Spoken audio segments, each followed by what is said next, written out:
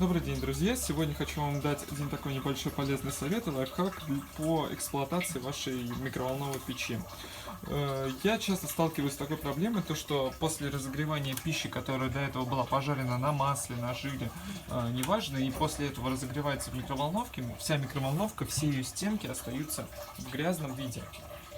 То есть, можете понаблюдать, вот здесь, я не знаю, если видно, там жирные пятна, и все так остальное.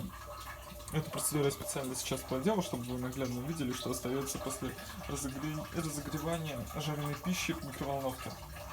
Так вот, я нашел выход из данной ситуации. Раньше я просто мыл постоянно микроволновку, то есть различными методами, но это потихоньку начало надоедать. Поэтому я приобрел вот такую вот крышечку, продается в магазинах.